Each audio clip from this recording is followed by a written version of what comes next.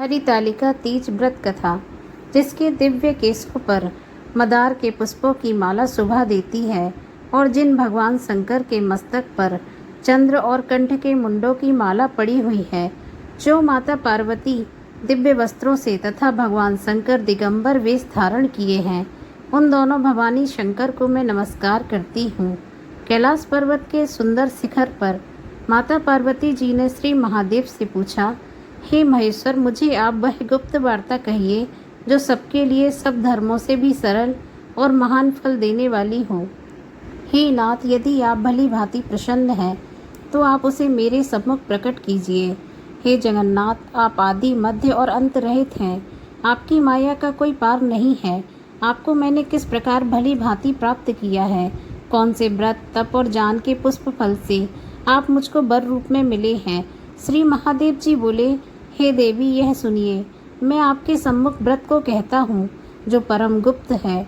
जैसे तारागण में चंद्रमा, ग्रहों से सूर्य, वर्णों में ब्राह्मण, देवताओं में गंगा, पुराणों में महाभारत, वेदों में साम, इंद्रियों में मन श्रेष्ठ है, वैसे ही पुराण और वेद में इसका वर्णन आया है, जिसके प्रभाव से तुमको मेरा आधा आसन प्राप्त हुआ है।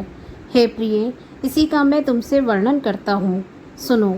भाद्रपद मास के शुक्ल पक्ष की हस्त नक्षत्र संयुक्त तृतीया के दिन इस व्रत का अनुष्ठान मात्र करने से सब पापों का नाश हो जाता है।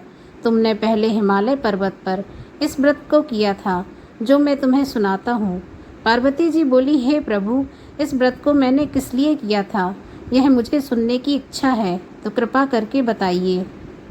शंकर जी बोले, आर्यावर्त हिमालय नामक एक महान पर्वत है, जहाँ अनेक प्रकार की भूमि अनेक प्रकार के वृक्षों से सुशोभित है, जो सदैव बर्फ से ढके हुए और गंगा की कलकल ध्वनि से शब्दायमान रहता है। हे पार्वती जी, तुमने बाल्यकाल में उसी स्थान पर परम तप किया था। श्रावण के महीने में बाहर खुले निवास कर अन्न जल का त्याग कर तप करती रहीं। तुम्हारे इस कष्ट को देखकर तुम्हारे पिता को बड़ी चिंता हुई। वे चिंतातुर होकर सोचने लगे कि मैं इस कन्या की किससे शादी करूं। इस अवसर पर देवयोग से ब्रह्मा जी के पुत्र नारद जी वहां आए। देवऋषि नारद ने तुम्हें देखा। तुम्हारे पिता हिमालय ने देवऋषि को अर्घ और आसन देकर सम्मान सहित बैठाया और कहा, हे मुनीश्वर, आपने यहाँ तक आने का कष्ट कैसे किया, कहिए क्या आज्ञा है। नारद जी बोले, हे गिरिराज, मैं विष्णु भगवान का भेजा हुआ यहाँ आया हूँ। तुम मेरी बात सुनो। आप अपनी कन्या को उत्तम वर को दान करें। ब्रह्मा, इंद्र, शिव आदि देवताओं में विष्णु भगवान के समान कोई भी उत्तर नहीं है, इसलिए मेरी मत से आप अपनी कन्या का दान भगवान विष्णु को ही दें। हिमालय बोले, यदि भगवान वासुदेव स्वयं ही कन्या को ग्रहण करना चाहते हैं और इस कार्य के लिए ही आपका आगमन हुआ है, तो वह मेरे लिए गौरव की बात है। मैं अवश्य उन्हें ही दूंगा। हिमालय का आश्वासन सुनते ही महर्षि नारद जी आकाश में चले गए और शंख, चक्र, गदा, पद्म और पीताम्बरधारी भगवान विष्णु के पास पहुँचे। नारद जी ने हाथ जोड़कर भगवान विष्णु से कहा, प्रभु, आपका विवाह कार्य निश्चित हो गया है। इधर हिमालय ने पार्वती जी से प्रसन्नता पूर्वक कहा, हे पुत्री, मैंने तुमको गरुड़ ध्वज भगवान विष्णु को अर्पण कर दिया है।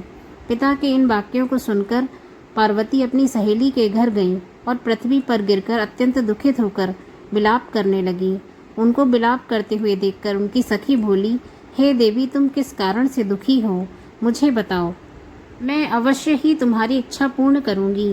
पार्वती बोली, हे सखी, मैं तुम्हें अपने मन की अभिलाषा सुनाती हूँ। मैं श्री महादेव जी को वरण करना चाहती हूँ। मेरे इस कार्य को पिताजी बिगाड़ना चाहते हैं, इसलिए मैं निसंदेह शरीर का त्याग करूंगी। तब सखी बोली, हे देवी, जिस वन को तुम्हारे पिताजी ने ना देखा हो, तुम उस वन को चली जाओ। पार्वती सखी के अनुसार ऐसे वन में चली गई। बेटी को घर पर ना पाकर पिता हिमालय ने सोचा कि मेरी बेटी को देव, दानव अथवा किन्नर हरण करके ले गए। मैंने नारद जी को वचन दिया था कि मैं अपनी पुत्री का विवाह भगवान विष्णु के साथ करूंगा। हाय, अब यह कैसे पूरा होगा। ऐसा सोचकर वह काफ़ी चिंतित होकर मूर्छित हो गए। सभी लोग हाहाकार करते हुए पहुँचे और मूर्छा दूर होने पर गिरिराज से बोले, हमें आप अपनी मूर्छा का कारण बताओ। हिमालय बोले, मेरे दुख का कारण यह है कि मेरी रत्न रूपी कन्या का कोई हरण करके ले गया। या सर्प डस गया, सिंह या व्याघ्र ने मार डाला, ना जाने वह कहाँ चली गई, या उसे राक्षस ने मार डाला। इस प्रकार कहकर गिरिराज दुखित होकर ऐसे कांपने लगे जैसे तीव्र वायु के चलने पर कोई वृक्ष कांपता है। तत्पश्चात हे पार्वती, तुम्हें गिरिराज साथियों सहित घने जंगल में ढूंढने निकले। सिंह, व्याघ्र, रीछ आदि हिंसक जंतुओं के कारण वन अत्यंत भयानक प्रतीत होता था। तुम भी सखी के साथ भयानक जंगल में घूमती हुई वन में एक नदी के तट पर एक गुफा में पहुंची। उस गुफा में तुम अपनी सखी के साथ प्रवेश कर गईं, जहां तुम अन्न जल का त्याग करके वायु का लिंग बनाकर मेरी आराधना करती रहीं। उस समय पर भाद्र मास की हस्त नक्षत्र तृतीया के दिन तुमने मेरा विधि विधान से पूजा किया, रात्रि को गीत गायन करते हुए जागरण किया। तुम्हारे उस महाव्रत के प्रभाव से मेरा आसन डोलने लगा। मैं उसी स्थान पर आ गया जहाँ तुम और तुम्हारी सखी दोनों थे। मैंने आकर तुमसे वर मांगने के लिए कहा। मैं तुमसे प्रसन्न हूँ, वरदान मांगो। तब तुमने मुझसे कहा, हे देव, यदि आप मुझसे प्रसन्न हैं तो आप महादेव जी ही मेरे पति हों। मैं तथास्तु ऐसा कहकर कैलाश पर्वत को चला गया और तुमने प्रभात होते ही मेरी उस बालू की प्रतिमा को नदी में विसर्जित कर दिया। हे सुबह, तुमने वहाँ अपनी सखी सहित व्रत का पारायण किया। इतने में तुम्हारे पिता हिमवान भी तुम्हें ढूंढते ढूंढते उसी घने वन में आ पहुँचे। उस समय उन्होंने नदी के तट पर 2 कन्याओं को देखा तो वे तुम्हारे पास आ गए और तुम्हें हृदय से लगाकर रोने लगे।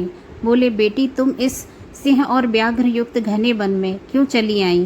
तुमने कहा, हे पिता, मैंने पहले ही अपना शरीर शंकर जी को समर्पित कर दिया था, किंतु आपने इसके विपरीत कार्य किया, इसलिए मैं वन में चली आई। ऐसा सुनकर हिमवान ने तुमसे कहा कि मैं तुम्हारी इच्छा के विरुद्ध यह कार्य नहीं करूँगा। तब वे तुम्हें लेकर घर को आए और तुम्हारा मेरे साथ विवाह किया। हे प्रिय, उसी व्रत के प्रभाव से तुमको मेरा अर्धासन प्राप्त हुआ। इस व्रतराज को मैंने भी अभी तक किसी के सम्मुख वर्णन नहीं किया है। हे देवी, अब मैं तुम्हें यह बताता हूँ कि इस व्रत का नाम हरितालिका क्यों पड़ा। तुमको सखी हरण करके ले गई थी, इसलिए इस व्रत का नाम हरितालिका पड़ा। पार्वती जी बोली, हे स्वामी, आपने इस व्रतराज का नाम तो बता दिया, लेकिन मुझे इसकी विधि व फल भी बताइए कि इसके करने से किस फल की प्राप्ति होती है। तब भगवान शंकर जी बोले, इस स्त्री जाति के अति उत्तम व्रत की विधि सुनिए। सौभाग्य की इच्छा रखने वाली स्त्रियां इस व्रत को विधि पूर्वक करें। केले के खम्भे से मंडप बनाकर उसे बंधन बारों से सजाएं। उसमें विधिवत रंगों के उत्तम रेशमी वस्त्र की चांदनी ऊपर तान दें। चंदन आदि सुगंधित द्रव्यों को लेपन करके स्त्रियां एकत्र हों। शंख, भेदी, मृदंग आदि बजावें। विधि पूर्वक मंगलाचार करके श्री गौरी शंकर की बालू निर्मित प्रतिमा की स्थापना करें। इसके बाद भगवान शिव और पार्वती जी का विधि पूर्वक पूजन करें। अनेकों नैवेद्यों का भोग लगाएं और रात को जागरण करें। नारियल, सुपारी, जमारी, नींबू, लौंग, अनार, नारंगी आदि मौसमी फलों और फूलों को एकत्रित करके धूप दीप आदि से पूजन करके कहें, हे कल्याण स्वरूप शिव, हे मंगल रूप शिव, हे मंगल रूप महेश्वरी, हे शिव, सब कामनाओं को देने वाली देवी, तुम्हें नमस्कार है। कल्याण स्वरूप माता पार्वती, हम तुम्हें नमस्कार करते हैं। भगवान शंकर जी को सदैव नमस्कार करते हैं। हे सिंह वाहनी, मैं सांसारिक भय से व्याकुल हूँ, तुम मेरी रक्षा करो। हे महेश्वरी, मैंने इसी अभिलाषा से आपका पूजन किया है। हे माता पार्वती, आप मुझसे प्रसन्न होकर सुख और सौभाग्य प्रदान करें। इस प्रकार के शब्दों द्वारा उमा सहित शंकर जी की पूजा करें। विधि के साथ कथा सुनकर ब्राह्मण को दान दक्षिणा भेंट करें। इस प्रकार से व्रत करने वाले के सभी कष्ट नष्ट होते हैं। बोलो उमापति महादेव की जय। बोलो माँ पार्वती की जय।